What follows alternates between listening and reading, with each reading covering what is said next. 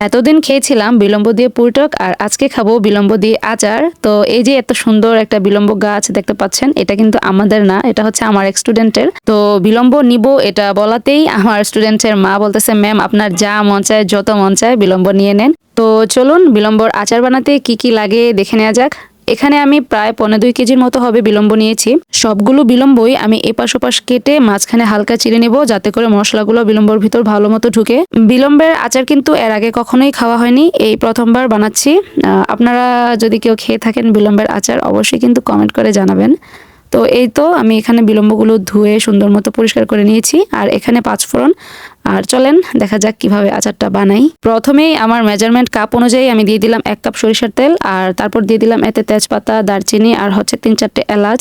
আর এখন আমি দিব হচ্ছে রসুন বাটা। আমি কিন্তু রসুন বাটা আর রসুন থেতো করা দুইভাবে দিয়েছি। তো ভালো মতো নাড়াচাড়ার পর আমি এখানে দিয়ে দিলাম কয়েকটা শুকনো মরিচ। শুকনো মরিচটা আপনারা যে যেমন ঝাল খান সে অনুযায়ী দিতে পারেন। তো আমি এই পর্যায়ে দিয়ে দিচ্ছি হচ্ছে বিলম্বগুলো দেওয়ার পর এগুলো ভালো মতো আমি নেড়ে চেড়ে মিশিয়ে নিব। জানি না আচারগুলো কেমন হয় খেতে, এখান থেকে কিছু আচার আমি স্কুলে আমার স্যার এবং ম্যামেদের জন্য নিয়ে যাব। আমি কিন্তু এই পর্যায়ে দিয়ে দিলাম হচ্ছে সরিষা বাটা আর হচ্ছে লবণ।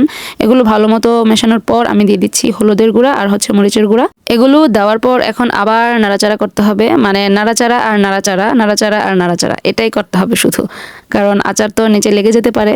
তো এখন আমি দিয়ে দিচ্ছি হচ্ছে চিনিটাও আপনারা আপনাদের পরিমাণ মতো দিবেন। আমি আমার এই যে ডালের যে চামচ আছে ওই চামচ দিয়ে 2 চামচ পরিমাণ দিয়েছি, আর একটু কিছু দিয়েছিলাম চিনি।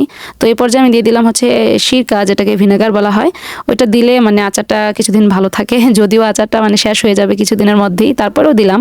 এই পর্যায়ে কিন্তু আমার কাজ শুধু নাড়াচাড়া আর নাড়াচাড়া। তো এখন আমি দিয়ে দিচ্ছি এই যে আচারের যে মশলা, মানে 5 ফোড়ন যেটাকে বলে।